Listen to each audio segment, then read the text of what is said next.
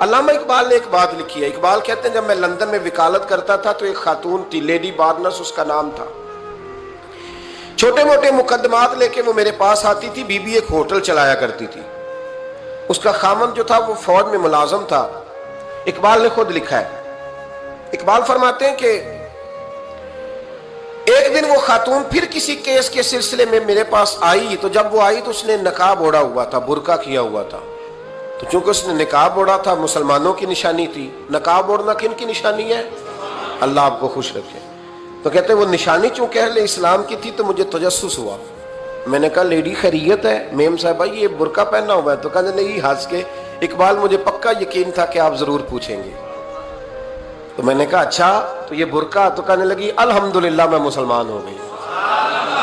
تو میں نے فوراً کہا کہ آپ کا شوہر تو فوج میں ملازم ہے, فوجی کے لیے بدلنا اور پھر ملکی قانون اور یہ چیزیں. تو کہنے لگی اس نے مجھے کیا کہنا تھا, وہ خود کلمہ پڑھ گیا. تو کہتی ہیں میں اور متجسس ہوا. وہ کیس کی بات کرتی تو میرا تجسس بڑھ گیا. میں نے کہا تو کیس چھوڑ یہ بتا کلمہ کیسے پڑھا؟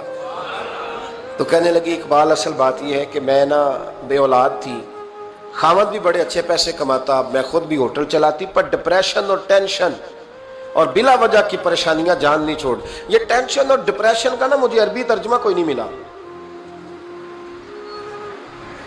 یہ ڈپریشن اور ٹینشن کا نا میں نے تلاش کیا ہے, لیکن مجھے عربی لغت کے اندر ان کے معنی مجھے لگتا ہے کہ اس زمانے میں یہ چیزیں تھی ہی نہیں.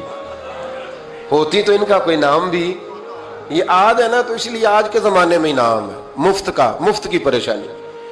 تو کہتی ہے مجھے ٹینشن اور ڈپریشن رہتی تھی ہر وقت, بڑی میں پریشان رہتی تھی. میرے ساتھ ایک عجیب واقعہ ہوا کہ میرے ہوٹل میں نا ایک بابا جی برتن مانجتے تھے, بوڑھے آدمی تھے, 70 سال کے قریب عمر تھی.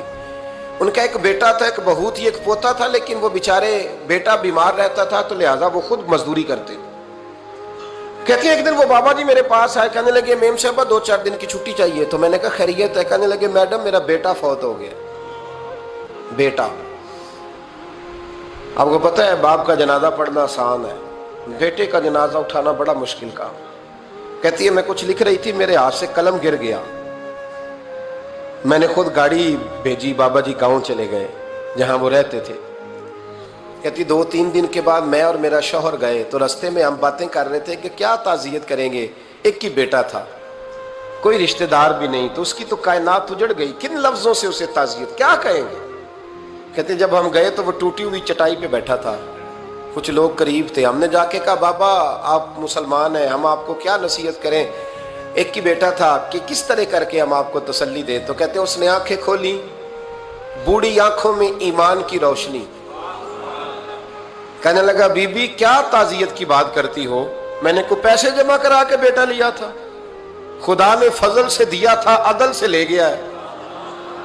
میں اپنے رب کے فیصلوں پہ بڑا راضی ہوں, اللہ بڑا کریم ہے, وہ لے گیا, اس کا مال تھا. آپ یقین کریں ہمارے دیہاتی لوگ یہ کہا کرتے تھے, میں نے کانوں سے سنا ہے.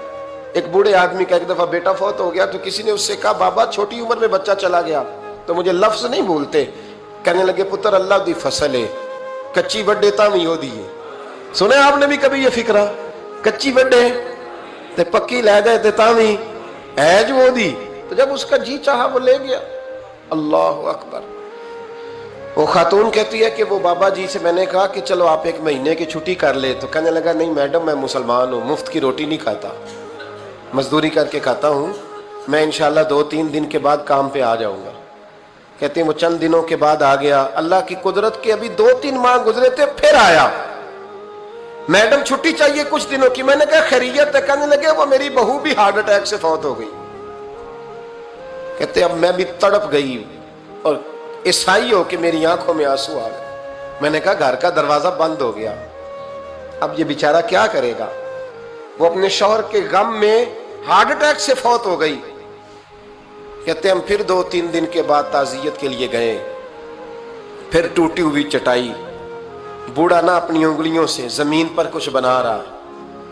کہتی ہے قریب گئی اور میں نے جا کے کہا بابا اب تو تسلی آپ نے خود ہی کرنی ہے, جو نظام تھا وہ تو ہو گیا. تو کہتے ہیں پھر اس نے آنکھیں کھولی, آسمان کی طرف دیکھا تو کہنے لگا بیٹی کوئی پریشانی نہیں, मेरा बेटा बगैर शादी के भी तो फौत हो ही सकता था ना। बस मेरे मालिक ने जब चाहा जैसे चाह हुआ। मैं इंशाल्लाह 2-4 दिन के बाद काम पे आऊंगा। ये मेरा 3-4-5 साल का पोता है, अभी स्कूल दाखिल हुआ है, मैं साथ ले आऊंगा, वहां मेरे साथ ऊपर क्वार्टर में जहां मैं रहता हूं ये भी रहेगा।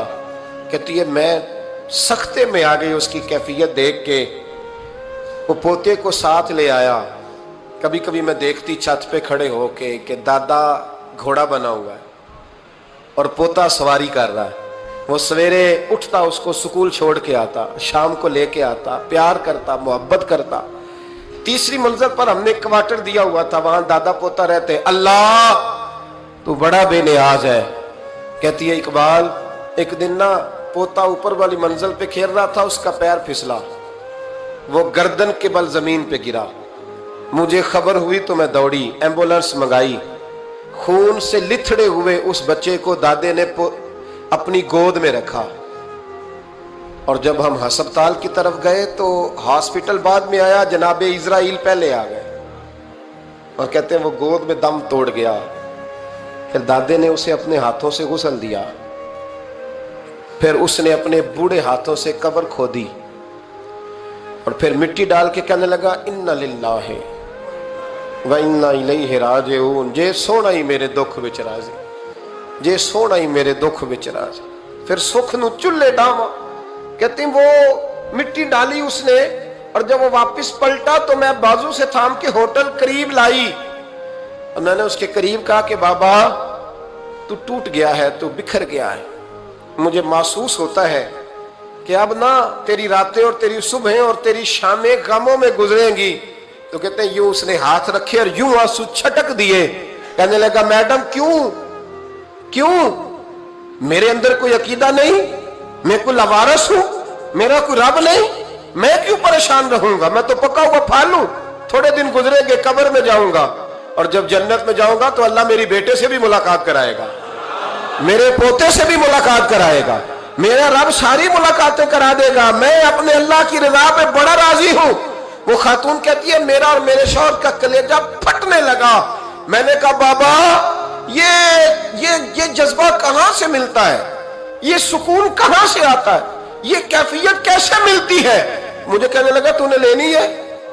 मैंने कहा तो कहने लगा तू भी गुंबद खजरा वाले नबी का कलमा पढ़ जा, तू भी रसूलुल्लाह का कलमा पढ़ जा।